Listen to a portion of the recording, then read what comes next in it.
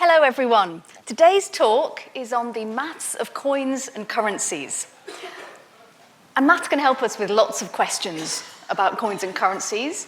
How do you detect a counterfeit coin? We know that banknotes are rectangular. Why aren't coins rectangular? What's so great about circles, if they are indeed the best solution?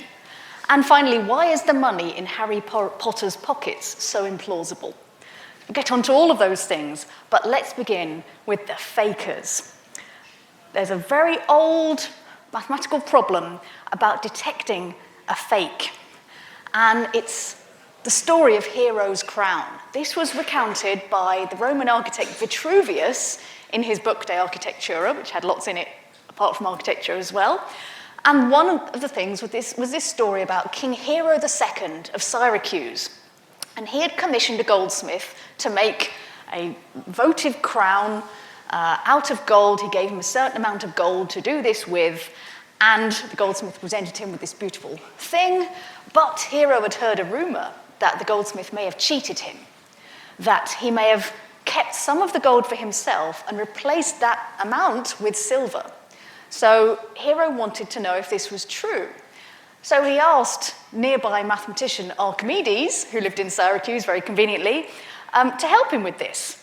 How can we work out if this thing that's meant to be pure gold actually has been mixed with silver or something else? And the problem is, you could check quite easily, because gold and silver have different densities, they take up different volumes of space. The same mass of silver would take up more space than the same mass of gold. But it's very difficult to measure the volume of some, fancy artifact like a crown without damaging it. So the problem that Archimedes is faced with is, how can I test this thing to see if it's pure gold or not? How can I measure the volume of this very delicate object without damaging it? So we all know the legend, right? Archimedes is sitting there in the bath, having a think about this. There's the crown over there in this old picture. And he's just sort of musing it, like all the best theories are come up with in the bath, right? He suddenly has this great idea. He realizes that when he gets into the bath, the amount of water that's displaced is exactly equal to his volume. So he could do this with the crown as well. So Eureka runs through the streets, great story. There's a postscript to this, though, comes quite a while later. Over 1,000 years later, Galileo wrote a little treatise about this story, and he said Vitruvius, he thought, had got the story a bit wrong. He perhaps had heard that Archimedes had solved this problem using something to do with water, and had made the assumption that he'd solved it basically by chucking a crown in a bath. That didn't seem very elegant to Galileo. He thought it would be too inaccurate and it wouldn't quite work. So Galileo wrote this little treatise on what he thought Archimedes had really done. I mean, we'll never know, but I really like Galileo's idea, so I'm going to share it with you. So there's Galileo.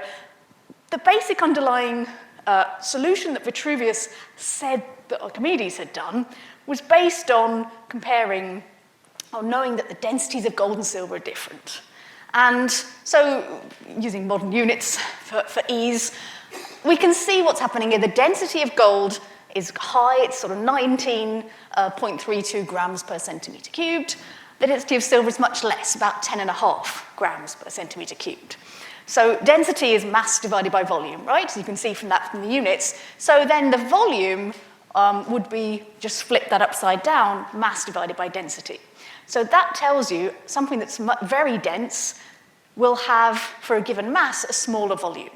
So gold will take up less space per kilogram than silver will. And you can work out exactly how much in modern units. So a kilogram of gold, you can just put the numbers in. A kilogram of gold will take up a volume of 51.76-ish cubic centimetres, whereas the same mass of silver takes up much more space. So that's all fine. So you could compare the volumes and have a look. The issue is that, of course, we're not saying that the goldsmith has replaced all of the gold with silver. That would be easy to see with the naked eye. The colour would be wrong. So what's probably likely to have happened, if there has been cheating, is that a bit of the gold has been replaced, but not lots. So maybe let's say about 10%, just to have something to work with.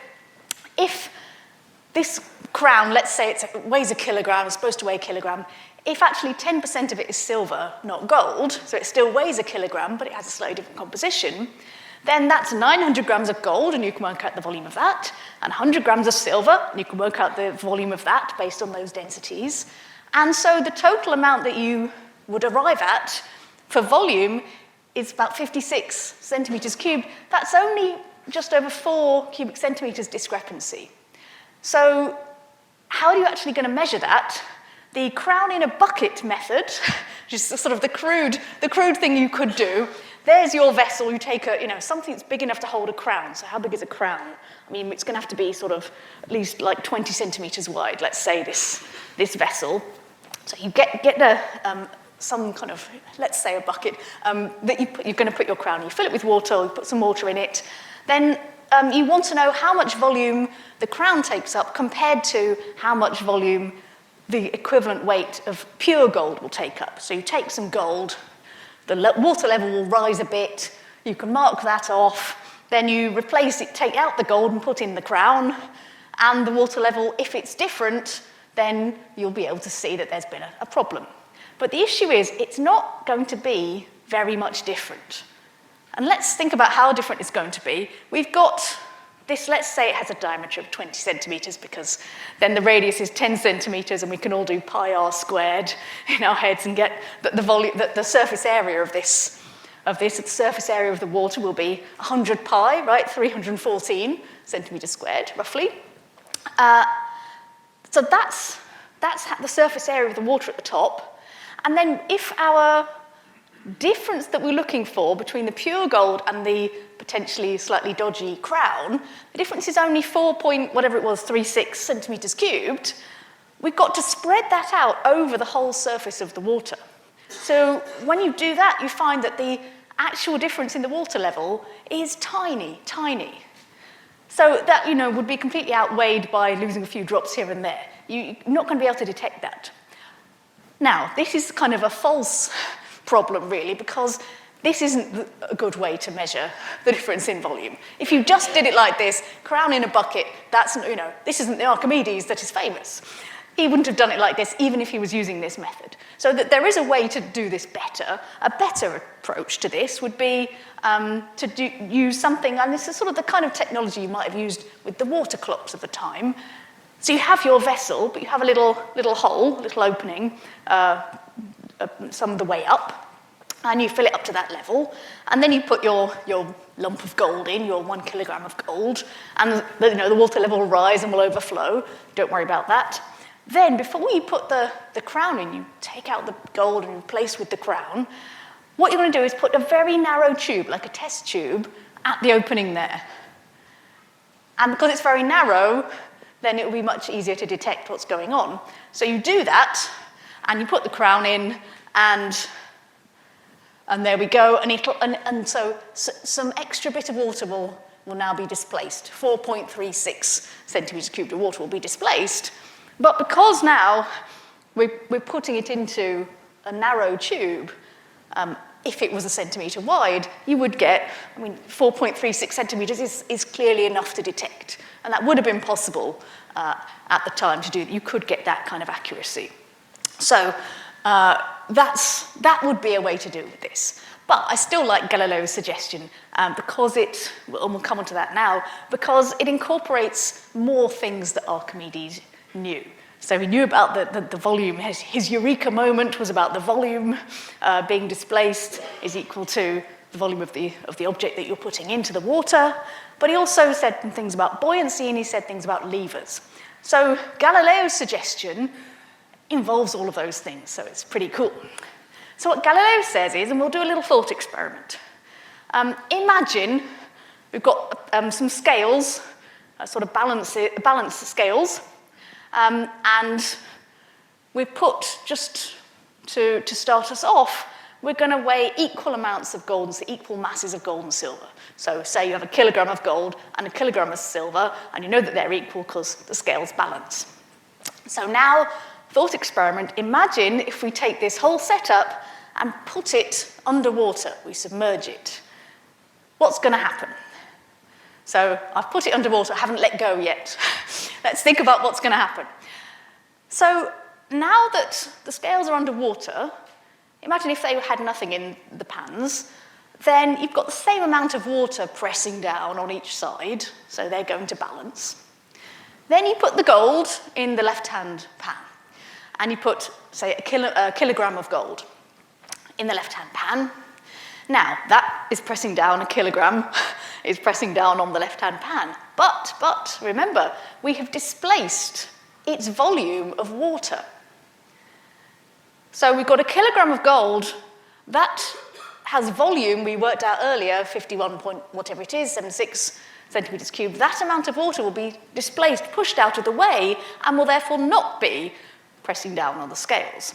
So how much does 51.76 centimetres cubed of water weigh? Well, luckily, it's very easy because 1 centimetre cubed of water, by definition, weighs a gram. So that's just replace centimetres cubed by grams, and that's how much it is. So the apparent weight of the gold now, because we've pushed some water out of the way, and so that's not pushing down on the scales, the gold will appear to weigh 948.24 grams underwater. Whereas the silver, now silver, a kilogram of silver takes up more space. It's more like 95 centimetres cubed. And so its apparent weight will only be 904 and a bit grams underwater. So this is really cool, that the less dense thing will appear to weigh less when you put it underwater. So actually, the scales won't balance. The gold, the true gold, will look like it weighs more because of this buoyancy effect. And this is really clever and sort of an instant thing that you could say, okay, look, yeah, if you've got your crown which has a bit of silver in, it's going to appear underwater to weigh less. So that's a very nice thing. I don't know how practical it is to really do, but I don't care. I really like that solution. And Galileo actually went on to explain how by moving how far away the pan is from the central fulcrum, and that's the levers bit, you can, if you make them balance underwater, you can then work out actually how much silver has been added into the crown. So this is a really cool solution. I really like it. But it struck me suddenly, while thinking about this, that actually air doesn't weigh nothing. Air, I mean, of course, it's much less dense than water, but even air weighs a little bit. And so, actually, if you've got a pair of scales like this, and you want to truly compare the different masses of things, you'd have to do it in a vacuum to get the right answer, because actually, if you think about, the old puzzle, the old trick question that we ask kids, which weighs more, a ton of bricks or a ton of feathers? And of course, the unwary person will say, oh, well, it's the bricks, because bricks are really heavy. And you say, ah, ha, ha, and you laugh at them. But no, because if you weigh them, if you actually have genuinely the same mass of these things, and you've weighed them in a vacuum and you're really sure, and then you weigh them in the open air, I hope the feathers don't fly away, but weigh them in the open air, then the feathers take up so much more space than the bricks that they will displace a lot of air. And so actually, maybe the bricks do weigh more than the feathers. So if you ever accidentally fall for that question, you can now come back and say, yes, but actually, they would appear to weigh more than the feathers. So there we are. It even is true for air. We don't need to worry about that too much. But it's a nice little solution to the question. So that's one way of catching the counterfeiters. I believe history tells that actually the goldsmith had been cheating. I do not know what his fate was. It probably wasn't a good fate. So yes, do not cheat the king if you're a goldsmith. Now, if you are thinking about coins, it could be a little easier to check or to show that you've got a counterfeit coin, because, of course, the counterfeit coin has to look like the real thing. So it would have to be the same size and shape, and therefore the volume should be the same as the real coin. So then you can just weigh them, and the counterfeit is likely to have a different weight. So that's one way of finding counterfeits. There are various other methods that have been used over the centuries. You can measure things, and to stop people snipping bits off coins. We have things like milling around the edge of coins. We put some sort of markings or words around the edge of the coin. That stops people clipping coins, which used to be a real problem in Tudor times, for example. So you can have a look at the coin and check, has it been tampered with in that way? And then if you've got a whole batch of coins, or you want to analyze, a foreign currency or something like this, you can do an assay. So you can actually sort of chemically, first you melt away the impurities, and perhaps you're left with a mix of gold and silver, and then you can dissolve the silver away with nitric acid. That leaves you with just the gold, so then you can weigh that, and then you can sort of work back, reverse engineer, this is how much silver there must have been, this is how much impurities there must have been all along. So there are various ways of analysing coins to check whether they're counterfeit or not, or what their composition is. But so that's sort of testing to see if people are trying to cheat you. But kind of the other side of the coin is if you are trying to genuinely make coins, if you are, master of the mint, and you have been instructed, we want coins of this particular grade of silver, this particular level of purity, how do you do that? And that's what I want to turn to next. And we're going to meet this chap, Leonardo of Pisa, who wrote a very influential book in the early 13th century, which had many things in it. And one of the things it had in it is a sequence of numbers that we know now, not as the Leonardo of Pisa sequence, but by this guy's nickname, which is Fibonacci. And so the Fibonacci sequence, as it's called, he didn't discover it, but he kind of popularized it in the West. It had been known in India and other countries for hundreds of years. That's one of the things that's in his book. But another thing that's in his book is a really, really useful trick for how to blend different qualities of metal that you have to produce a desired quality.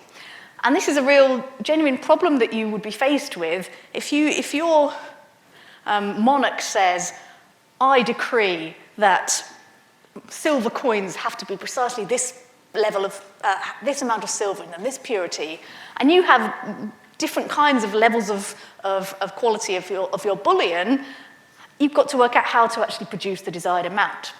This is a tricky mathematical challenge. So just an example of this that Fibonacci gave, imagine you've got two kinds of silver bullion. And one is too impure and one is too pure. It's very good quality. So your bad bullion has fineness, let's say, 4. And we don't need to worry about what the units the fineness is measured in. It might be ounces of silver per pound of metal or something like that. But the fineness is 4 by some measure. This is sort of the purity level. And then you've got some good bullion with fineness 9. And your desired fineness, the decree says that your coins must have fineness of 7. So how do you mix these? In what proportion should you mix these different bullions to get the desired number of 7? And what Fibonacci says is that, so this process called alligation, by the way, this process of deciding how we're going to mix quantities together. So his alligation solution is the following. He says, okay, so the bad bullion, the impure one, that has fineness of 4. That's 3 worse than you want. And the good bullion has fineness of 9, and that's 2 better than you want. So you've got that 3-to-2 proportion, and what Fibonacci says is you just swap that over and mix them in the opposite ratio. So he says, therefore, you mix in the ratio 2 bad to 3 good. And if you sort of think intuitively that makes sense, I'm not going to write down a detailed proof, although I have put one in the transcript, which you can pick up afterwards or download if you're watching this online. I have sort of done the working out in the transcript if you're interested to see that. But intuitively, we can see that it kind of makes sense to do this because the bad one is kind of 3 bad. So 3 times 2 is 6, right? And the good one is 2 good plus 2, and you have 3 lots of that. So you've got a 2 times 3 is 6 there, and those 6 plus 6 and minus 6 kind of cancel out. So intuitively, it makes sense that this feels plausible, and indeed it does work. So this is a very simple trick. A bit of algebra proves that it works, But what Fibonacci does so well, and if you want to read about this Fibonacci and the history of this whole development, the development of this whole kind of process or techniques for solving this kind of problem, you should check out a paper that I've linked to in the transcript by Norman Biggs, who was a former Gresham professor of geometry.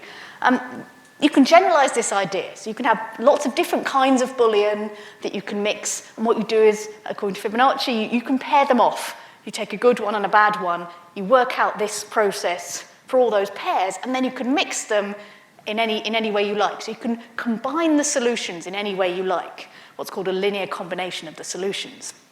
So you can generalize it to more than two kinds of Boolean, but you can also apply this kind of reasoning in other situations beyond coins. And that's another thing Fibonacci is really great at. For example, you can apply it, say you are a winemaker, and you've got lots of different wines of different kind of unit costs, and you want to blend to produce a wine that you will charge a certain amount of money for. How do you do that? Or if you have a certain budget and you want to buy different amounts of things, what are the possibilities for doing that? If each thing has a different price, how many of each thing should you buy? And Fibonacci included, he had lots of puzzles in his books. He liked a puzzle, he liked a sequence, he liked a pattern. He's got this lovely puzzle in his book, the puzzle of the birds, which, oh yeah, we all like birds, right? So this is a really cute puzzle. It seems to have nothing to do with blending Booleans to make coins, right? But you can apply exactly the same kind of reasoning to solve it. So the puzzle says, I bought 30 birds of 3 kinds, so it's sparrows, pigeons, and partridges, for 30 pennies. Well, denarii, of course, it's said in the original, but for 30 pennies. So you get the price of each one, per sparrow, half a penny, per pigeon, 2p, and so on. And the question is, how many of each bird did I get? So 30 birds for 30 pence, how many of each bird did I get? And the answer to this, the solution to this that Fibonacci gave, is he converted it to an allegation question. So what's my Boolean, what's my fineness here? Well, if we think the final outcome is that I've got 30 birds for 30p. So the sort of price per bird, the fineness, is 1 penny per bird. So what we're aiming at is to produce that. And what we do is to pair them off, as I said. So you have to pair something that's worse fineness, so cheaper than 1 penny per bird, which in this case is just the sparrows, with something that's better, more than 1 penny per bird, and then you work out the proportions that you must have just for that pair, and then you combine them as you like. So, for example, right, sparrows, we want to end up with a fineness of 1 penny per bird. Sparrows are worse than that. They're half worse than that. And pigeons are 1 better than that, because they cost 2p, that's 1p above what we're aiming at. So sparrows are kind of badness a half, pigeons are goodness 1. So that ratio, a half to 1, what's the rule? We flip it. So for every sparrow, we buy half a pigeon. Now, you can't buy half a pigeon. Wouldn't be very nice to the pigeon. So let's just double that up. For every 2 sparrows, you buy 1 pigeon. So that's a total of 3 birds. 2 sparrows cost you a total of a penny. The pigeon costs you 2p. So you spent 3 pence, you've got 3 birds. So just that pairing, 2 to 1 sparrows to pigeons, that will give you a fineness of 1. So you can have as many of those as you like in your final solution, and you'll get a fineness of 1. You can do the same thing with the sparrows and partridges. Sparrows have badness half. Partridges have goodness 2 more than you want. So you have that 2 to a half ratio. So you should buy 2 sparrows for every half a partridge, or 4 sparrows for every partridge. And that gives you 5 birds there, 4 sparrows and a partridge, and you can check that it will cost you 5p. So then, any combination of these 3s and 5s is going to give you a price of 1 penny per bird on average. So the only remaining bit is to work out the ways that you can combine these 3s and 5s to come up with a total of 30. And if you think about it for a bit, you can see there's actually only one way to do it that really involves all 3 birds. And that is if you have 5 lots of the sparrow-pigeon combo, so 5 pigeons, and 3 lots of the sparrow-partridge combo, so 5 partridges, and then you just work out, from that how many sparrows are required. And if you check 22 sparrows, that costs you 11p. 5 pigeons will cost you 10p. 3 partridges cost you 9p. And if you add that up, you get 30p. So it's a nice little solution, and it's one of those examples where you've got a mathematical technique that if you have a kind of a little bit of inspiration, you can apply in what looks like a completely different area. And this idea, this allegation thing, and the techniques for solving problems like this have come to be a mathematical subject really in their own right. It's now called linear programming. And so this is, again, it's come from working with money and how to produce correct amounts, but it has lots of applications beyond bird puzzles to real life. And so it's really kind of interesting there. So we now know, we're master of the mint, we know how to make the desired alloys for our coins. We know what to make our coins of and how to produce the desired purity. So the next question for us is, what shape should our coins be? Most coins are round, circular. Not all, but most. Now, one reason for this is kind of, the organic development of using bits of metal for currency. Originally, you might have just like a little lump of metal, and like a pebble, it might get smoothed down or whatever. But then at some point, people started stamping them with pictures of emperors or something like this, or amounts or writing. So then if you take a sort of vaguely round ball of something and you squash it by impressing it with some kind of image, then it will become a flat disc, essentially a circle. Some coins have holes in them. It kind of makes it easier for threading them onto strings or necklaces, for carrying them around. Not all coins are circular, but quite a lot are. There's a more modern reason why the circle is a good solution for the shape of a coin, a good solution, not the only one, and that's vending machines. Because often vending machines they'll have a single slot where you put your money in, and then the machine has to somehow decide what's the value of that coin, what coin is it, so that it can then give you change or whatever and know if you've paid enough. So how does it do that? Well, the most commonly used way to tell what value of coin you've put in is to measure its width. So if you've got a coin that has very varying widths, depending on where it is as you're moving it along, like if you had a long, thin rectangle or something, if you have a coin whose width keeps varying, that can make it very difficult for a machine to work out actually what is the coin I've got. And of course, circles, archetypically, they are the things that have a constant width. That the width of a circle, if you just kind of put it between 2 lines, it's going to be the diameter, and the diameter of the circle is always the same. Wherever you measure it, it's twice the radius. So circles have this property of having a constant width. But they are not the only shape with that property. I'm going to show you another example. Not this. Equilateral triangles very much do not have constant width. But we can modify this triangle. So what I'm going to do is I'm going to replace each edge by the arc of a circle, like that. So this circle, it has center, the top vertex there, and it has radius, whatever the side of the triangle is. And so you just make an arc of a circle there, and you do that for all of the edges. So you get this sort of slightly inflated triangle. And this triangle, well, let's have a look at it, this whatever it's called. Let's have a look at what the width of this thing is when we measure it. So we're gonna roll it along the bottom blue line there and see what happens. And I'm saying that we'll call the side length S, and then the edges of the triangle were replaced by these new edges, which are arcs of circles, and the radius of these circles is also S.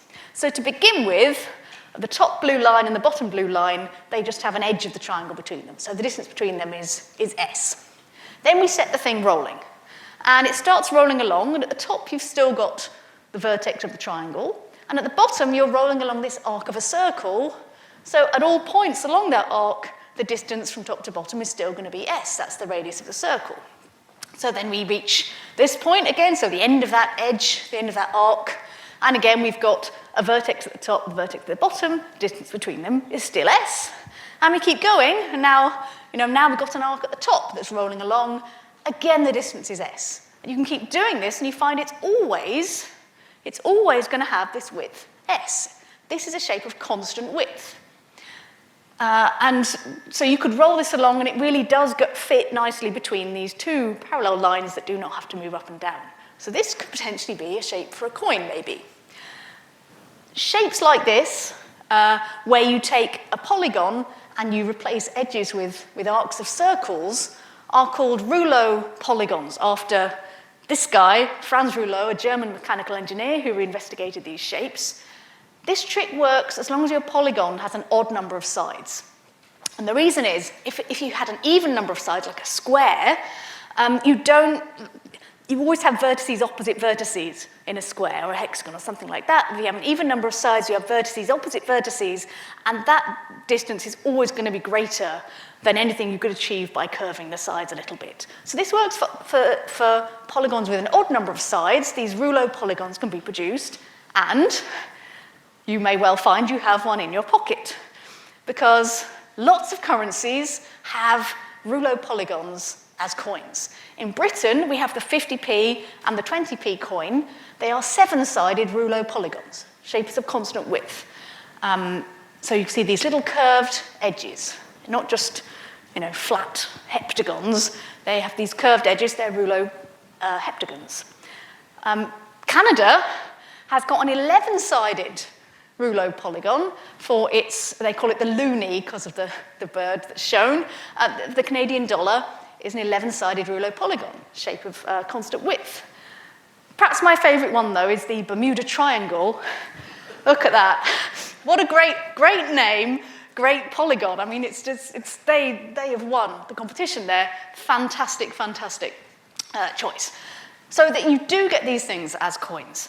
You also see rouleau triangles around and about the place. So if you don't have one in your pocket, you may have one at home, because a lot of guitar picks or plectrums those are often rouleau triangles. Not always, but often. And the reason you've got a mixture there. You've got 3 points, and they give you a sort of a sharp, bright sound. Or you could use the more gentle curved parts if you want a softer, warmer sound, and you could sort of move it around in your hand, and it has constant width, so it's nice to do. So that's one use. Perhaps, how am I going to say it's more important? Well, it's a different use and a really nice one, because it involves triangles which have something in common with circles, but they're being used to make squares. This is amazing. So this thing is a drill bit. And it can drill a square hole. You can rotate a rouleau triangle around a little circle, and it will trace out almost a whole square. You do lose a tiny little bit at the corners. You get slightly curved corners, but this is a really, really good approximation to a square. This isn't just theoretical. This thing was patented by Harry Watt in 1916. The Harry Watt's drill bit, still available, still on sale.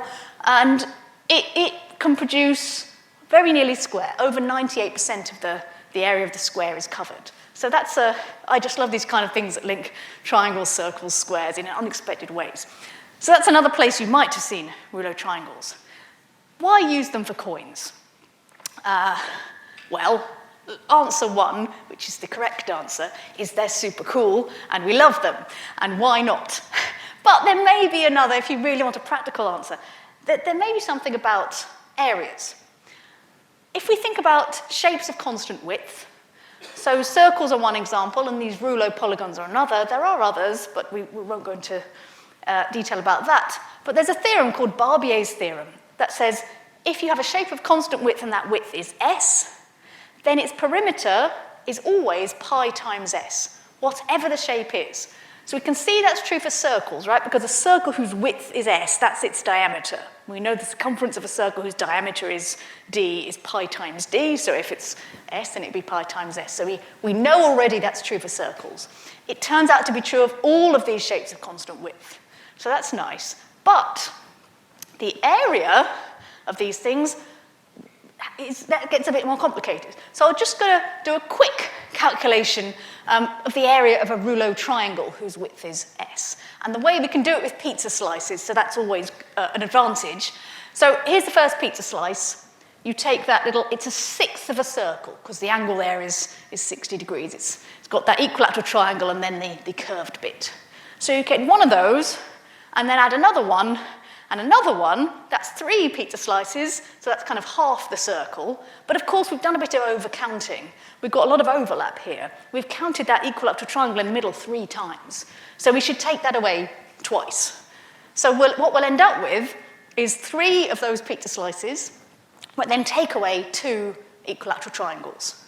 So you can work out you can do a bit of algebra, you're all doing it now in your heads, the area of an equilateral triangle, a little bit more complicated because you have to find the height using Pythagoras' theorem, but you do that and you work it all through and you get this is the answer. So in terms of S is the width, you get this pi minus the square root of 3 times half S squared, which is about 0.7 times S squared. If you work out the same calculation for a circle, so a circle with width S, and what S is the diameter then, so the radius is half S, so you do sort of pi r squared on it, and you find that it has area much more, 0.785-ish S squared. So a circle has a really big area for its perimeter. The rouleau triangle, much smaller, and it can be shown that actually it has the best possible, the least possible area is the rouleau triangle of all these shapes of constant width. So, if you're worried about how much metal you're going to use for your coin, maybe the rouleau triangle is the right answer for you. Okay. So, of course, you're sitting here, every person in the audience who has used British coins of late knows I'm standing here saying, oh, these things can only be done with odd numbers of sides, right? And you're sitting there thinking, but pound coins have 12 sides, which has been true since 2017. Yes, they do. They do. So how can that be the case? Well, if you are a more mature person, you may remember that we once had other coins with 12 sides. The threepenny bits used to have 12 sides, and they were just genuinely a polygon, a dodecagon, with straight edges. When it was mooted, when the mint was thinking of bringing in a 12-sided coin again, they did some consulting with the manufacturers about how would this work, would this be all right? And the manufacturer said, no, not be all right, because the difference between the maximum width and the minimum width is too big, and our machines would not be able to cope with it. So they made the edges a bit curved of the new pound coin when it came in, and they did it so that that difference between the minimum and maximum width was small enough that the machines could cope with it. So it's not a rouleau polygon, and it can't be a rouleau polygon because it has 12 sides, but it was a near enough solution that was okay for the vending machines. So it sort of worked. It doesn't mean I have to like it. I don't like it. So I think the Canadians have done better than us. They just have 11 sides, or 13. I wouldn't mind 13. 12, okay, unsatisfactory. But there we go. We do have a 12-sided coin. So we've got metals to make our coins. We've got some good candidates for shapes for our coins. Circles, rouleau, polygons. The final piece of the puzzle that I want to talk about is what actual values should we give our coins? What coins should we have? So in Britain we have 1p's, 2p's, and something like this. What should we choose? And this is the great debate. Denominations. Now, a few hundred years ago, almost every currency in the world was non-decimal, was not a decimal currency. Now, almost every country in the world has a decimal currency. Humans are the same as we were, so what's changed, right? Why was non-decimal good 300 years ago, and now decimal is good? Now, what has changed in that time? Why did we change, and what's going on? we are the same people using money, after all.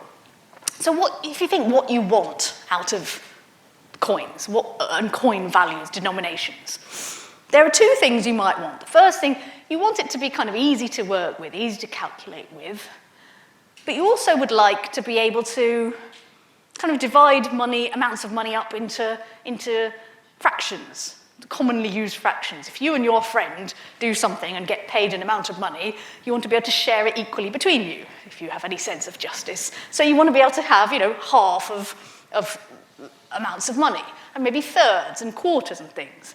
So it's quite nice to be able to divide up money into small fractions like this. So the smallest first few fractions are half, a third, and a quarter, right?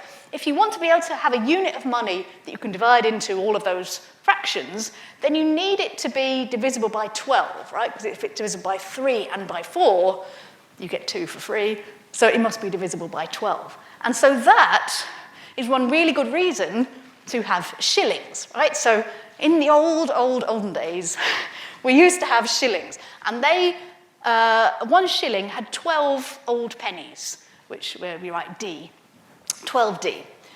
And a really good thing about them is that you can then divide them up into these parts in an equal way.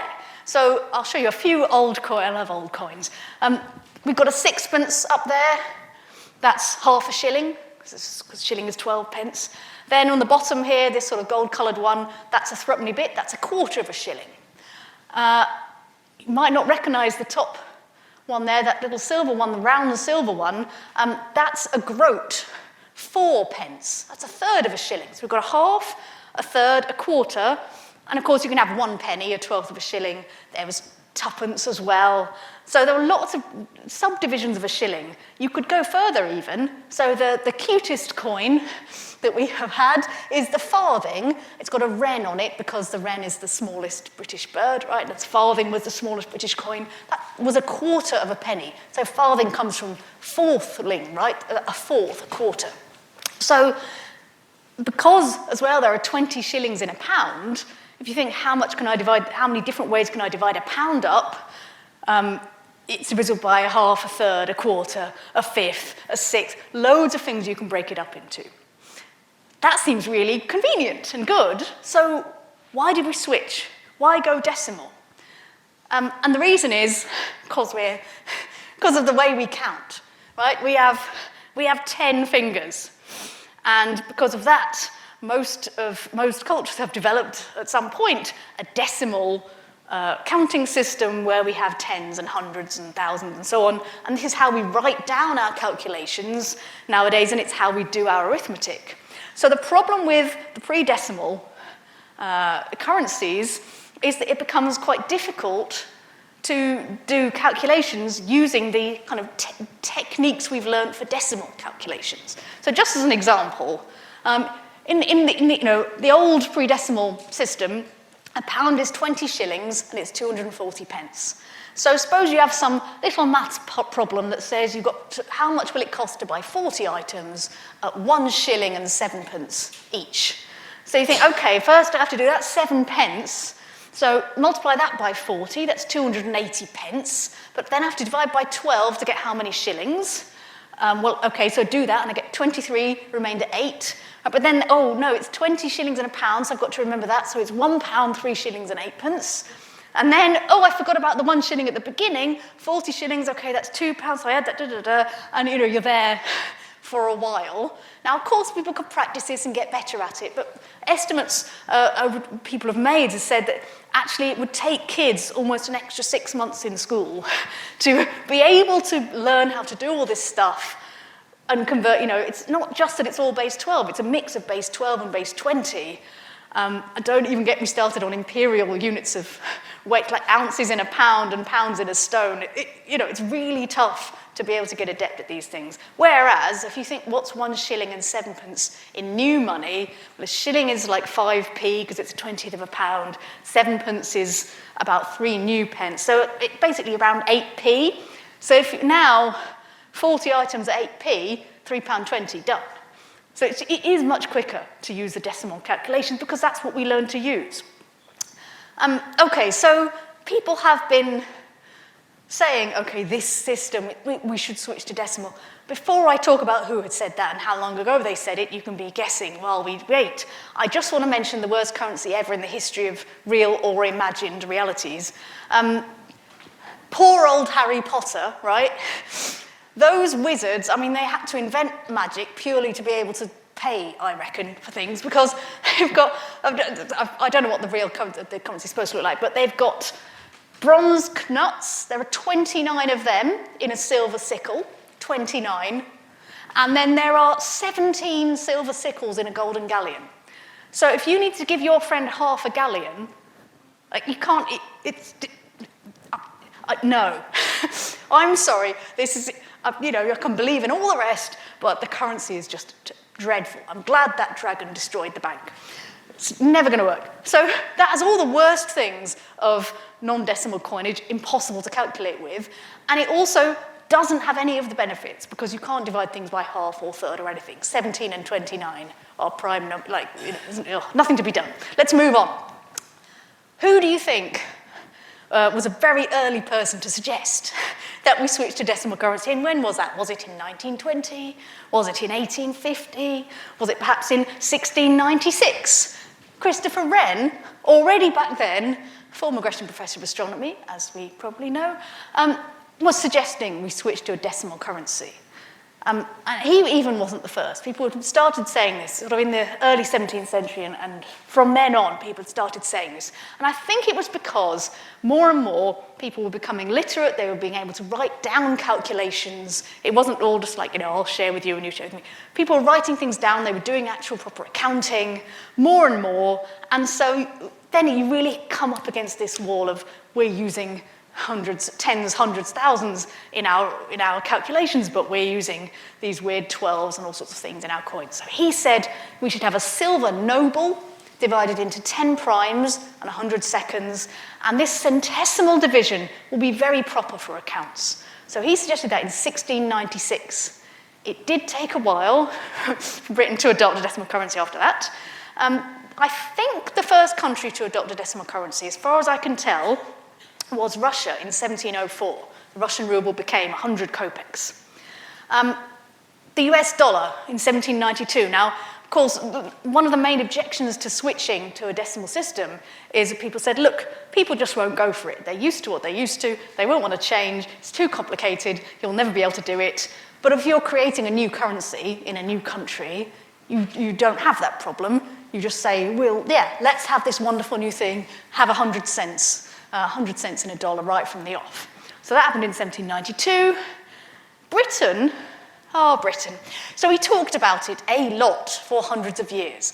In the Victorian period, there was really an awful lot of talk about it. In Parliament, there were lots of debates, there were royal commissions. They even started to bring in coins that would sort of help ease us into decimalisation. In 1849, right, they brought in a coin that was going to be, this is sort of a step along the route. And I don't know if you can see, but on this coin, so it says 1 decade at the top, and at the bottom it says 1/10 of a pound. So they're sort of explicitly saying, that's 2 shillings, that's a florin. But they didn't say 2 shillings, they said 1/10 of a pound. This is kind of, let's edge people towards decimalisation. Still took many, many more years. Took another 120 years after that, after the 1/10 of a pound, to actually go decimal in 1971 on D-Day, 15th of February. But it took people a while to get the hang of it, but now our school children have a better time of it trying to do calculations. So, okay, maybe we accept that decimalisation is a good idea just to help us do our calculations and our arithmetic. We still haven't decided what coins to have. So the next question is, what denominations within the decimal system? We should have things that go into a pound exactly, right? So you don't want to have a 3p coin because you can't get a whole number of those in a pound if you have 100 pennies, and similarly with cents and dollars. So there's a mathematician called Adam Townsend at the University of Durham suggested that one way of determining kind of the efficiency or the best possible choices of different coins to have is to look at the average number of coins you would get in change. So, if you get 40p change, then you're going to get, in Britain, you'd get two 20p coins. In America, if you're having 40 cents change, you might get a quarter and a nickel and a dime, right? Because they don't have a 20-cent coin, they have a quarter, which is 25 cents. So if you sort of average out over all possible amounts of change you could get up to some limit, then you can see, this might be an indication of which system is the most efficient.